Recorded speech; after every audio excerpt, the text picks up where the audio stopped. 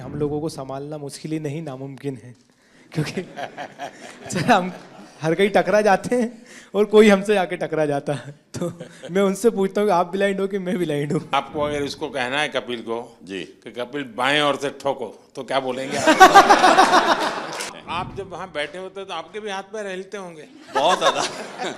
अब बस नहीं चलता कि हम लोग भी मैट पे चले जाएं तो कोच। सर नमस्ते। हर हर महादेव सर। हर हर महादेव। सर मैं ब्लाइंड जूडो से कपिल परमार 60 केजी खेलता हूँ सर। और मेरा एक्सपीरियंस ये रहा कि मैंने बहुत ज़्यादा कंपटीशन खेल लिए थे 2021 से लेके, तो मैंने 16 कंपटीशन खेले सर, जिसमें मेरे 14 में मेडल थे, जिसमें 8 में मेरे गोल्ड थे, ब्राउन सिल्वर। एशियन गेम में भी मेरा सिल्वर था, वर्ल्ड गेम में ब्रॉन्ज था और वर्ल्ड चैम्पियनशिप ब्रॉन्ज था। तो सर मेरा डर निकल गया था, ओलंपिक का इतना प्रेशर नहीं था क्योंकि मैंने कंपटीशन बहुत ज़्यादा खेल लिए थे सर। तो सर मेरा एक्सपीरियंस ये है कि थोड़ा सा प्रेशर था। तो हमारे देवेंद्र भाई साहब, झांझड़िया जी भाई साहब ने मेरे से एक बात बोली थी कि अपने को अपना बेस्ट देना है। बोला था कि जो आप प्रैक्टिस में करते हो वही आपको करना है। और सर मेरे कोच हैं, उनका भी, मेरे मनोहर अंजार जी, उनका बहुत आशीर्वाद दिया, क्योंकि हम लोगों को संभालना मुश्किल ही नहीं नामुमकिन है, क्योंकि सर हम हर कहीं टकरा जाते हैं और कोई हमसे आके टकरा जाता है। तो मैं उनसे पूछता हूँ कि आप ब्लाइंड हो कि मैं ब्लाइंड हूँ।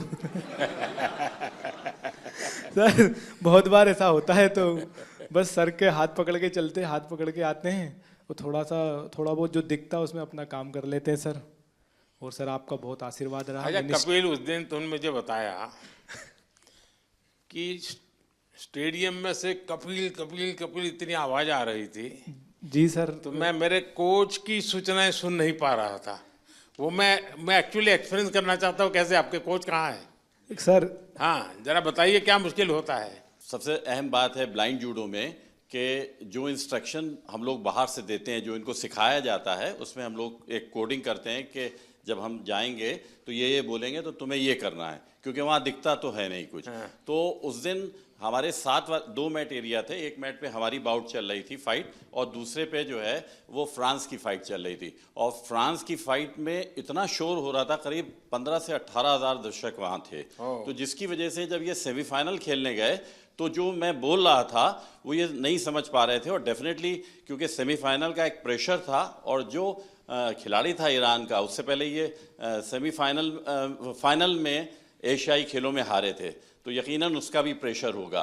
तो इस वजह से ये उस दिन हमें भारत के लिए गोल्ड मेडल नहीं ला पाया। तो सामने का जो कोच होगा वो भी अपने प्लेयर को इसी प्रकार से सूचना करता होगा। जी वो भी। अब ये डिपेंड करता है कोच टू कोच कि वो, जैसे हमारा इनका टाइप, जो भी हमारे कोचेज और जो खिलाड़ी उनके साथ ये है कि हम लोग ये देखते हैं कि कौन किस तरीके से सिखाता है, तो हम डिफरेंट उसकी जो है सोच में मतलब कोच को भी औरों से अपने आप को अलग सीक्रेट रखना पड़ता है। बिल्कुल। अच्छा। क्योंकि वही चीज़ हम कहेंगे वो कहेगा तो फिर नहीं समझ पाएगा। अच्छा आपको अगर इसको कहना है कपिल को जी कि कपिल बाएं ओर से ठोको तो क्या बोलेंगे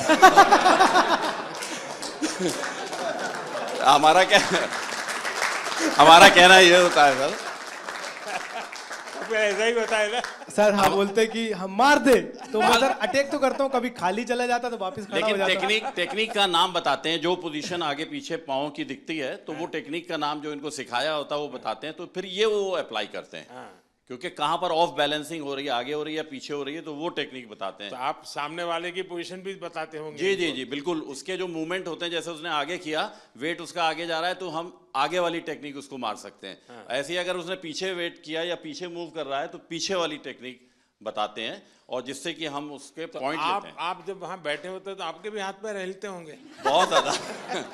अब बस नहीं चलता कि हम लोग भी मैट पे चले जाएं तो कोच। सर ऐसा हो रहा था कि सेमीफाइनल में जो रेफरी था, जो मेरे हाथ पकड़ के ले जा रहा था, उनके हाथ खुद धूज रहे थे। क्योंकि बड़े मैच में उनको भी डिसीजन गलत दे दिया, जैसे तो थर्ड एम्पायर रहता है पूरा, उसके बाद ही बताया जाता है, पर मेरा डिसीजन बहुत जल्दी दे दिया था रोल करके।